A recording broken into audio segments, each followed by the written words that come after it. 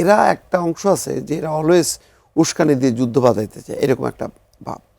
তো আমাদের এখানে যদি নরেন্দ্র মোদী আসে, পাকিস্তানের শাহবাজ শরীফ আসে, এটা তো আমাদের ভালো, যে একটা ঐক্যের জায়গা, যে এই অঞ্চলের মানুষে মানুষের রাষ্ট্রে রাষ্ট্রে ঐক্য যত হবে, মানুষের অর্থনৈতিক ব্যবসা বাণিজ্য এটা ভালো হবে।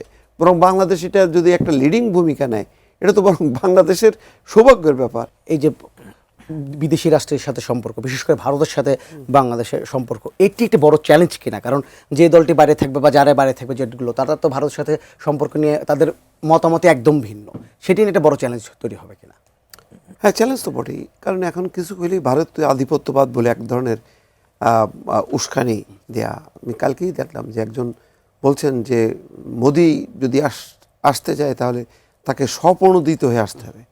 আর একজন সাবেক উপদেষ্টা যিনি বলছিল যে ভারতের সাথে সব চুক্তি বাতিল হয়েছে, পরে পররাষ্ট্র উপদেষ্টা বলল যে না, কোনো চুক্তি বাতিল হয়েছে এরকম কোনো তথ্য আমাদের কাছে নাই।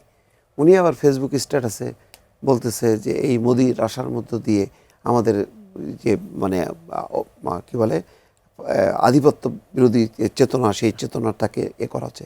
মানে এই ধরনের একটা সাম্প্রদায়িক ধর্মীয় এক ধরনের উস্কানি দেয়া, এটা রাষ্ট্রের সাথে একটা সংঘাত তৈরি করা, এইটা হচ্ছে মানে বিপদের মধ্যে ফেলা।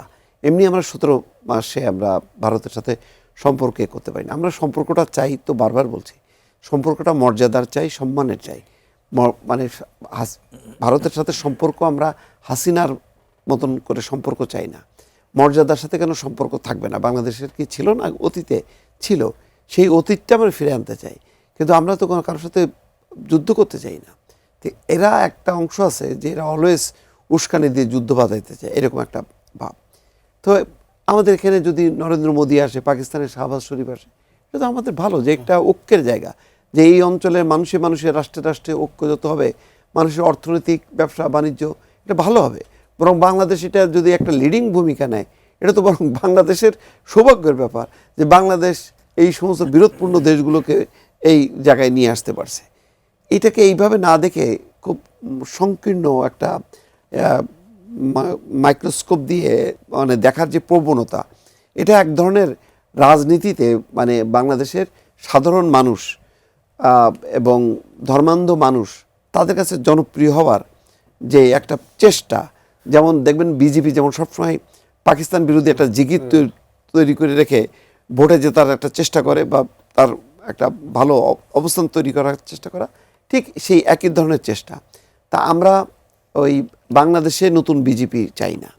বাংলাদেশে চাই মুক্তিযুদ্ধের, স্বাধীনতার এবং একটা গণতান্ত্রিক সভ্য রাষ্ট্র, যেখানে সব রাষ্ট্রের সাথে আমাদের সমান মর্যাদার সম্পর্ক থাকবে।